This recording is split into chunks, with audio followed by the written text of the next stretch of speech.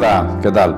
Un gusto tenerte hoy aquí en la Cámara de Comercio de Badajoz y para hablar de asuntos interesantes, para hablar de las llamadas soft skills o habilidades sociales en el ámbito laboral, en el ámbito profesional.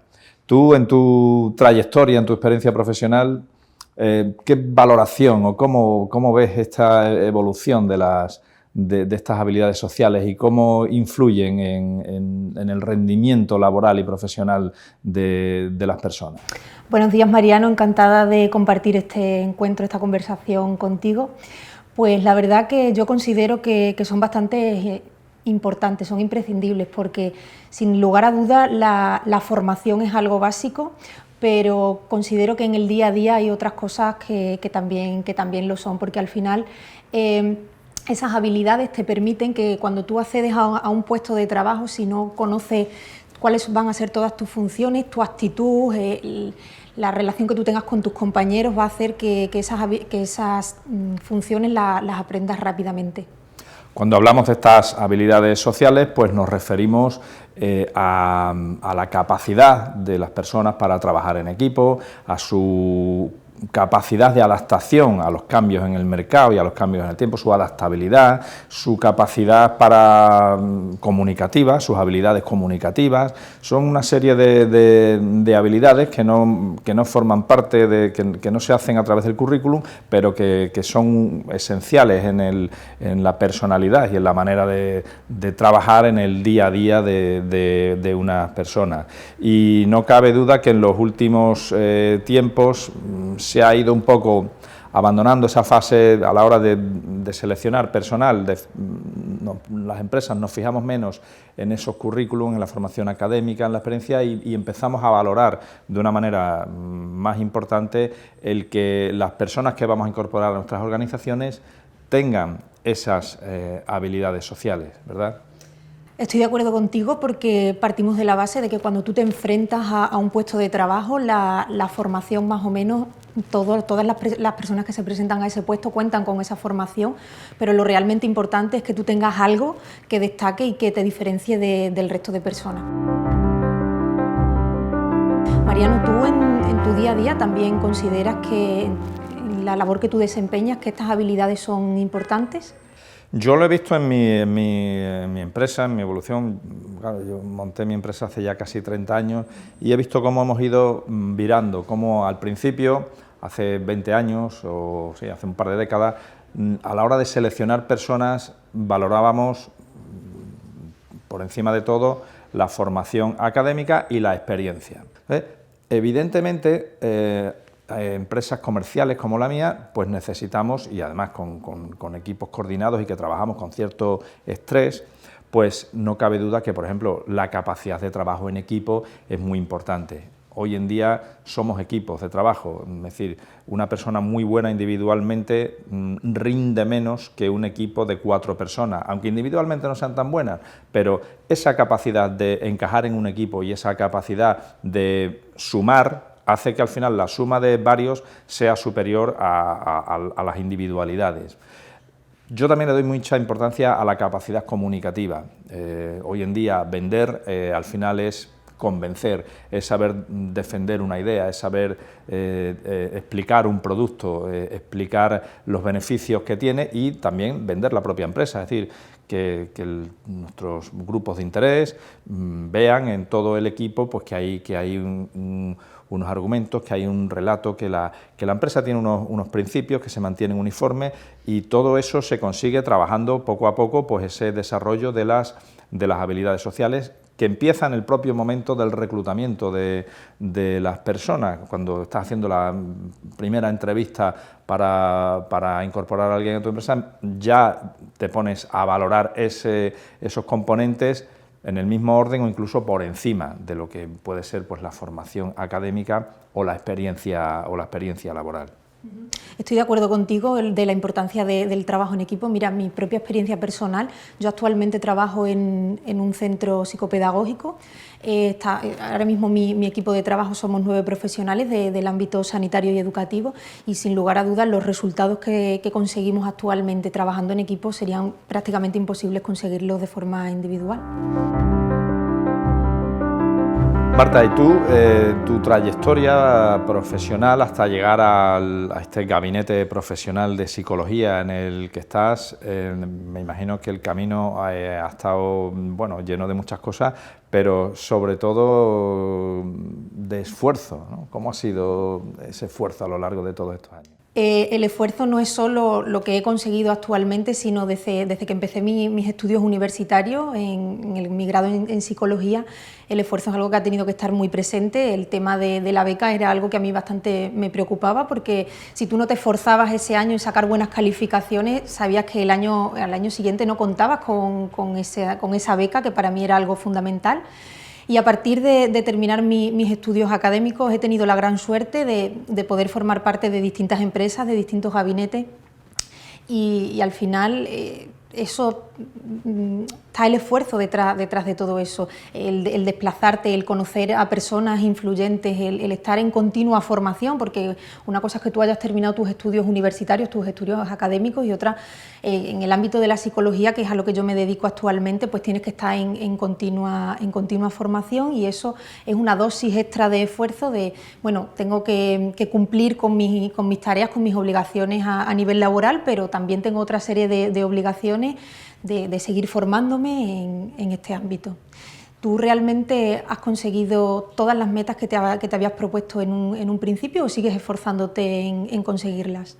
Sí, siempre las metas son provisionales. Además, el día que a nivel empresarial uno diga lo he conseguido, ese día empieza su decadencia absoluta. Es decir, los objetivos, siempre en la vida los objetivos son los que nos mueven, y evidentemente el esfuerzo y la cultura del esfuerzo está presente.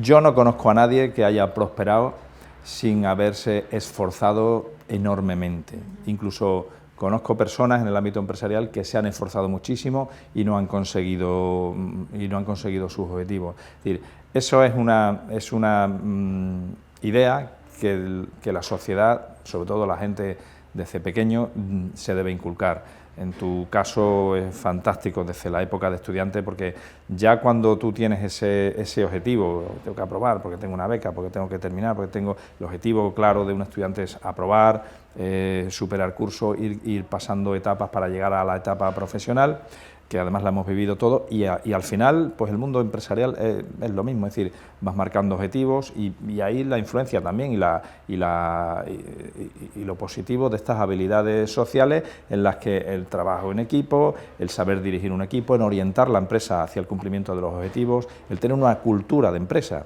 por pequeñita que sea la empresa, aunque sea una microempresa, una empresa con 2 trabajadores, con 3... Y todo eso es lo que te va llevando pues a marcar objetivos, a irlos cumpliendo, y cuando están cumplidos, pues antes de cumplirlos ya tienes que marcar nuevos objetivos, porque además hoy en día vivimos en un mundo cambiante.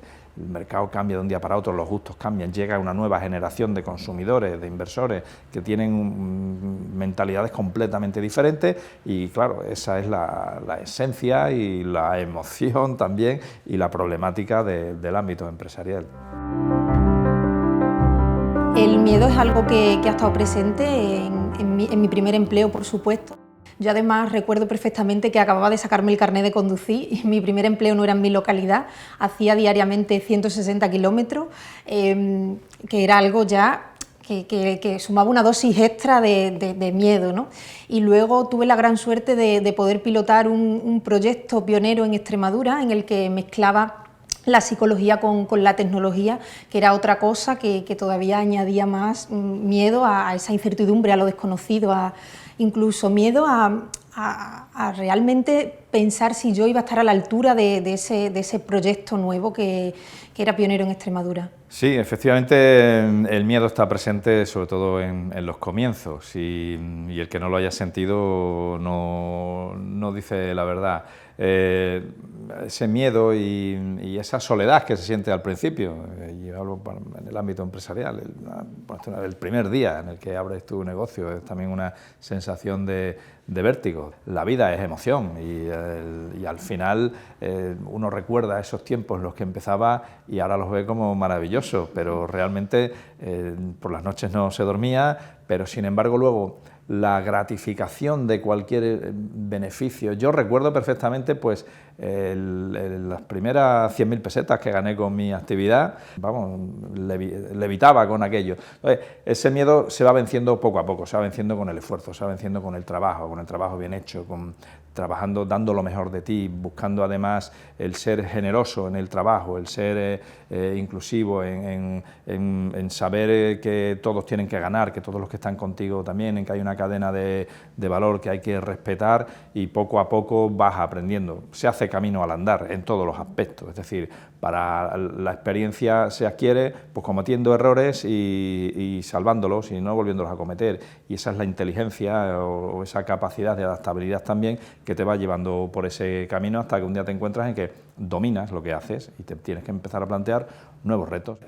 Al final, entonces, el miedo es algo que está siempre presente, porque cuando tú has vencido esa meta de la cual me estabas diciendo, pues al final siempre te encuentras con responsabilidades nuevas, ascenso dentro de una empresa, o de una misma empresa, cambio de trabajo. Entonces, al final, el miedo es algo que nos acompaña, ese miedo al fracaso, ¿no? A no estar a la altura.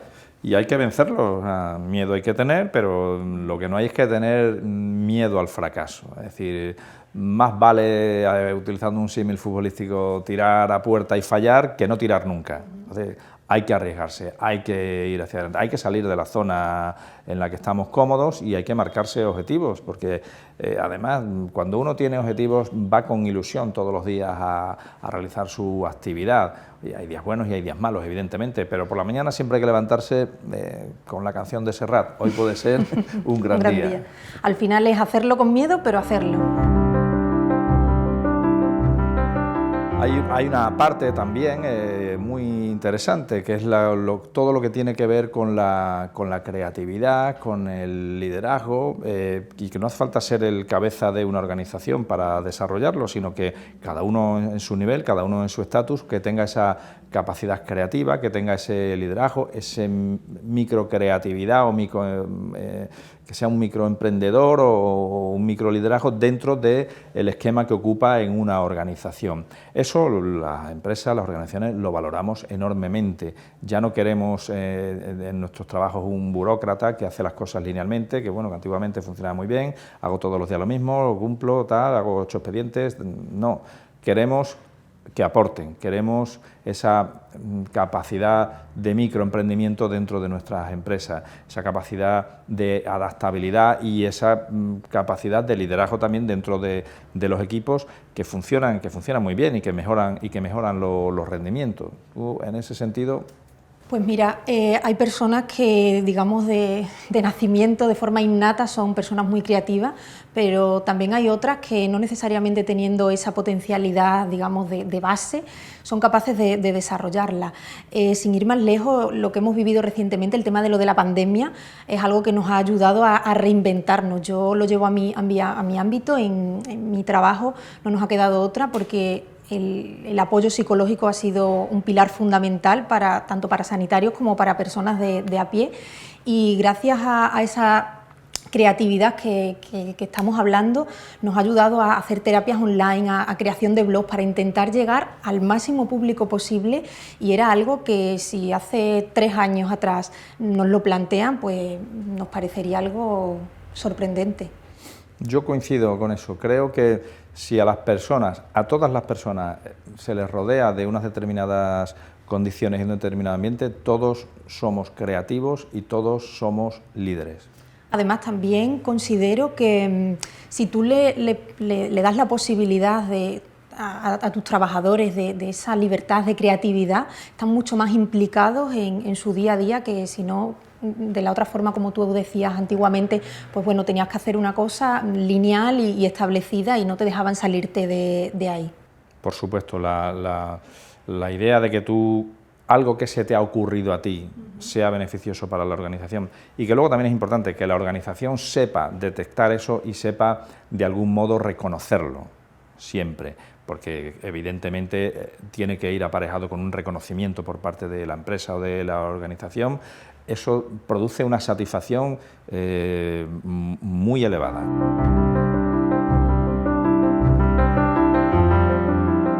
En mi caso, Mariano, otra de las cosas que me ha ayudado a alcanzar mi éxito profesional es haber participado en un programa PICE. Yo recuerdo que recién acababa de terminar mis estudios universitarios y conocí este tipo de formación. Concretamente, la formación que recibí estaba enfocada al ámbito sanitario, el tema del Alzheimer, las demencias, la tercera edad, el envejecimiento activo y demás.